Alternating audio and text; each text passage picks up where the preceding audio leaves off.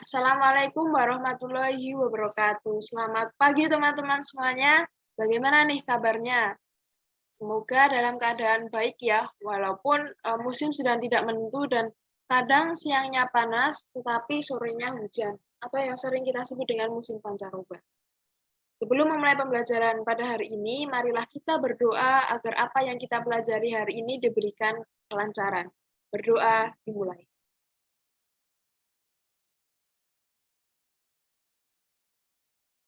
Berdoa tidak dibatasi. Bagaimana nih kesibukannya dari teman-teman? Apakah sedang dilanda banyak tugas? Kesibukannya mengerjakan tugas dan ia masih dilanda banyak tugas dan puas. Baiklah, meskipun dilanda banyak tugas, tapi jangan lupa ya untuk makan, jaga kesehatannya, dan juga tetap semangat dalam belajar. Baiklah, akan saya absen terlebih dahulu ya, untuk nama yang akan saya sebutkan bisa on mute. Dea Arini Putri, hadir. Rifki Rahmalia. Hadir. Pada pertemuan sebelumnya kita sudah belajar mengenai pengertian dokumen transaksi dan pengelompokan transaksi keuangan. Nah, apakah dari teman-teman ini masih ingat dengan materi tersebut? Oke, Rifki, apakah masih ingat tentang apa sih transaksi keuangan itu? Kalau yang saya ingat, transaksi keuangan itu adalah suatu kegiatan ekonomi yang mempengaruhi ekuitas suatu perusahaan dan dicerminkan dalam berbagai akun serta diukur dalam berbagai ukuran keuangan. Contohnya yaitu dari transaksi keuangan pembelian dari masuk, jual produk ke pelanggan, dan juga penerimaan kas. Sangat tepat sekali jawaban dari Rifki. Kemudian, kalau pengelompokan transaksi keuangan itu dibagi menjadi berapa dan apa sih contoh dari pengelompokan transaksi keuangan tersebut? Apakah dia mau menjawab? Baik, kalau seingat saya, keuangan itu ada dua. Yang pertama yaitu transaksi internal dan juga transaksi eksternal. Pengertian dari transaksi internal sendiri adalah transaksi yang terjadi penyusutan harga karyawan. Transaksi eksternal pengertiannya yaitu transaksi yang terjadi dengan pihak di luar perusahaan. Contohnya adalah pembelian perlengkapan barang lainnya, penerimaan pendapatan, penjualan, dan pembelian tunai atau kredit. Gitu. Sangat tepat sekali jawaban dari Dea. Baiklah, pada pertemuan hari ini kita akan melanjutkan pembelajaran minggu lalu, yaitu mengenai pendokumentasian bukti-bukti penggunaan anggaran, yaitu tentang macam-macam bukti transaksi dan prosedur pendokumentasian bukti-bukti anggaran. Adapun tujuan pembelajaran kita pada hari ini, Adapun tujuan pembelajaran kita pada hari ini yaitu siswa mampu menguraikan macam-macam bukti transaksi yang akan didokumentasikan dengan tepat dan juga siswa mampu menguraikan prosedur pendokumentasian bukti-bukti anggaran dengan benar. Adapun materi pembelajaran yaitu macam-macam bukti transaksi dan juga prosedur pendokumentasian bukti transaksi. Kita masuk ya pada materi yaitu macam-macam bukti transaksi. Lalu apa sih macam-macam bukti transaksi itu? Bukti transaksi adalah bukti tertulis atau bukti terjadinya kegiatan transaksi dalam bisnis ataupun dalam perusahaan. Yang pertama ada kwitansi. Kwitansi adalah bukti transaksi penerimaan uang atas pembayaran suatu barang atau yang lainnya. Dan ini adalah contoh kwitansi. Yang kedua adalah faktur. Faktur ini merupakan perhitungan penjualan barang yang dilakukan secara kredit yang dibuat oleh penjual dan diberikan kepada pembeli. Yang ketiga ada nota debit. Nota debit ini adalah perhitungan atau pemberitahuan yang dikirim perusahaan atau badan usaha kepada konsumen bahwa akunnya telah didebit dengan nominal atau jenis tertentu.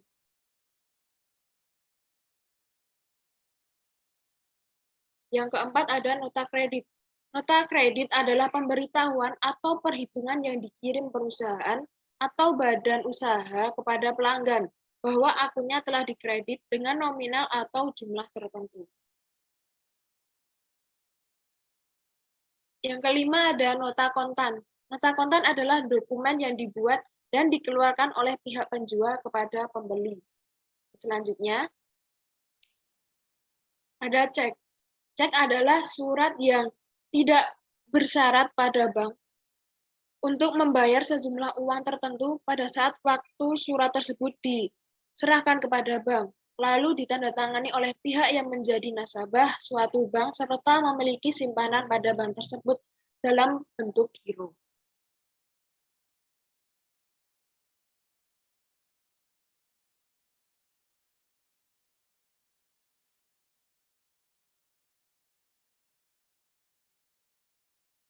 Selanjutnya adalah biliet giro. Biliet giro adalah surat perintah dari nasabah bank pada bank yang berkaitan untuk memindah bukukan sejumlah uang yang dari rekening ke rekening penerima uang yang namanya telah disebut dalam biliet giro pada bank yang sama ataupun pada bank yang berbeda.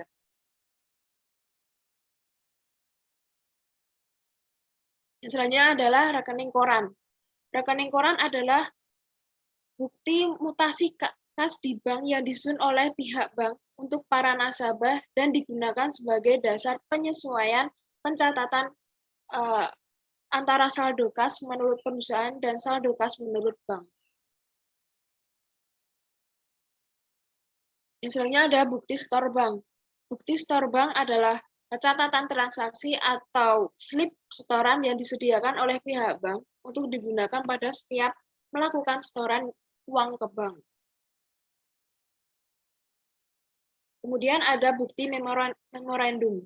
Bukti memorandum adalah bukti yang dikeluarkan oleh pimpinan perusahaan ataupun orang yang diberi wewenang pada kejadian-kejadian yang berlangsung di dalam internal perusahaan dan umumnya terjadi pada akhir periode seperti memo untuk mencatat gaji para pegawai yang masih dibayar. Kemudian ada bukti kas masuk. Bukti kas masuk adalah bukti transaksi atas peristiwa penerima uang kas yang telah dilengkapi dengan buktinya. Contohnya adalah kwitansi dan nota. Dan yang terakhir ada bukti kas keluar.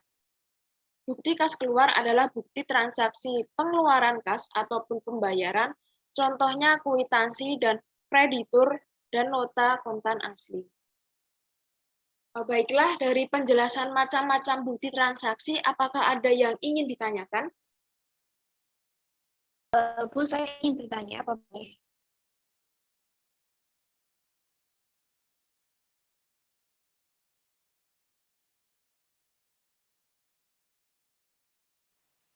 Baiklah, silakan. Saya ingin bertanya, siapa saja pihak yang menandatangani pada lembar kwitansi?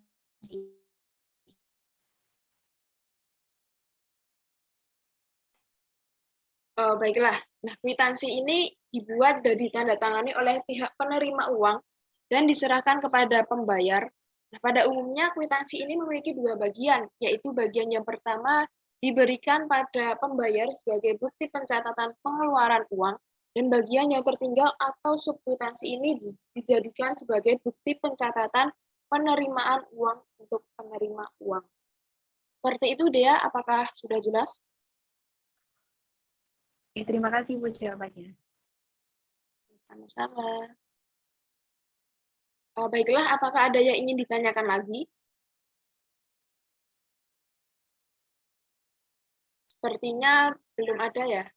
Oke, baiklah kalau belum ada pertanyaan lagi, silahkan teman-teman untuk berdiskusi mengenai prosedur pendokumentasian bukti transaksi.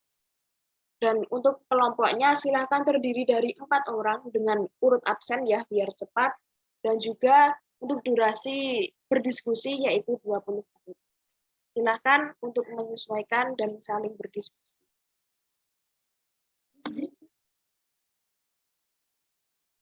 Baiklah teman-teman, Apakah sudah selesai berdiskusinya? Sudah, Bu. Sudah.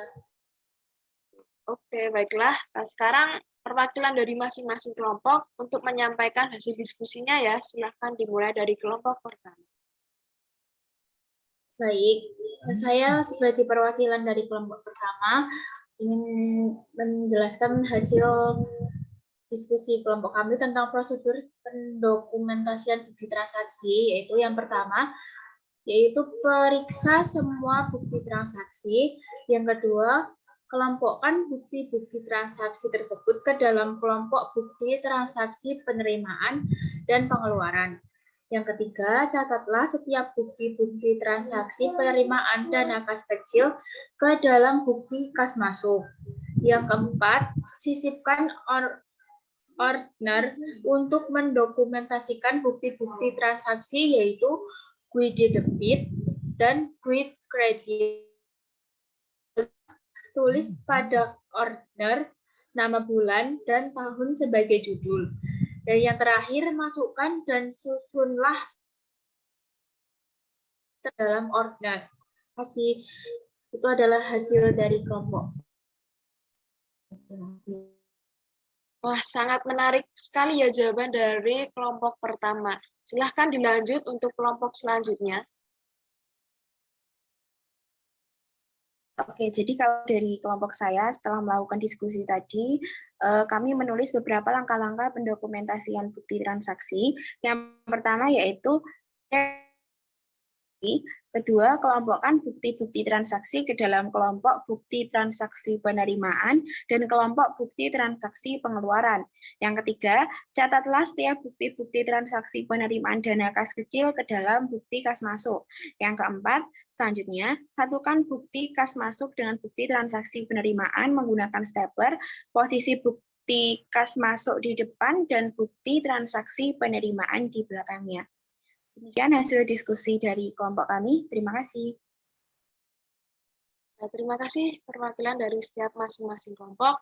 Yang sangat tepat sekali jawaban dari masing-masing kelompok. Baiklah, mari kita simpulkan bersama mengenai bagaimana sih prosedur pendokumentasian bukti-bukti anggaran. Yang pertama ada periksa semua bukti transaksi.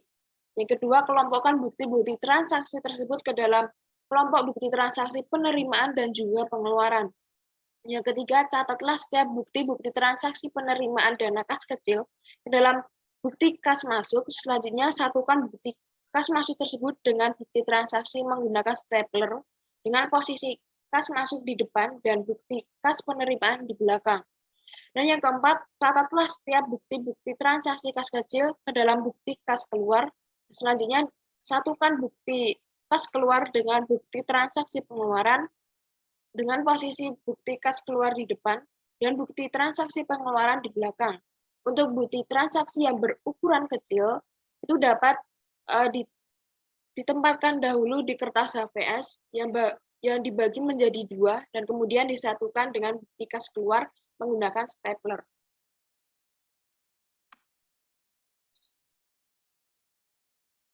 Yang kelima, sisipkan ordner untuk mendokumentasikan bukti-bukti transaksi, yaitu guide debit dan guide kredit. Yang selanjutnya, tulis pada ordner nama bulan dan juga tahun sebagai judul.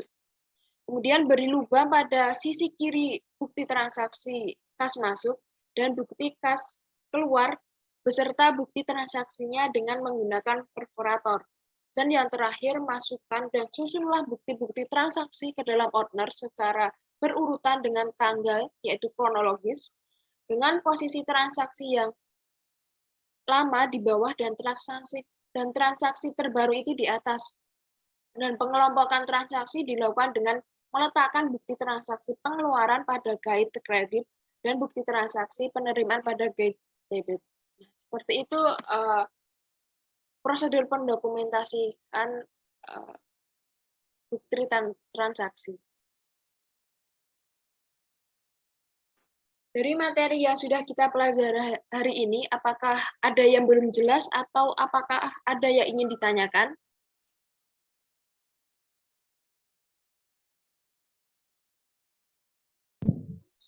Sejauh ini sudah cukup jelas. Oh, baiklah. Oleh karena itu, mari kita simpulkan bersama-sama materi yang kita pelajari hari ini itu tentang apa sih? Apakah ada yang ingin menyampaikan pendapatnya?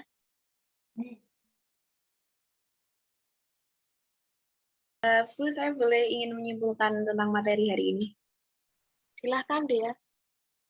Oke, jadi kalau kesimpulan dari materi hari ini yang saya pahami yaitu kita telah belajar tentang macam-macam bukti transaksi keuangan, yaitu ada kwitansi, faktur, nota debit, dan nota kredit. Selain itu, kita juga belajar tentang prosedur pendokumentasian bukti transaksi keuangan dari memeriksa semua bukti transaksi dan hingga diakhiri dengan memasukkan serta menyusun bukti-bukti transaksi ke dalam order. Benar sekali apa yang disampaikan oleh Dea. Terima kasih Dea atas jawabannya. Pada hari ini kan kita sudah mempelajari mengenai macam-macam bukti transaksi dan juga prosedur pendokumentasikan bukti transaksi. Nah, pada pertemuan minggu depan, kita akan mempelajari mengenai peralatan yang digunakan dalam pendokumentasian bukti transaksi keuangan, sistem penyimpanan dokumen, dan juga mendokumentasikan bukti-bukti penggunaan anggaran. Jadi, sampai jumpa di pertemuan selanjutnya. Semoga apa yang kita pelajari hari ini dapat bermanfaat dan tetap semangat. Sebelum pembelajaran kita akhiri, alangkah baiknya kita berdoa terlebih dahulu. Berdoa dimulai. Berdoa tidak dibatasi. Baiklah, saya akhiri. Wassalamualaikum warahmatullahi wabarakatuh. Waalaikumsalam warahmatullahi wabarakatuh.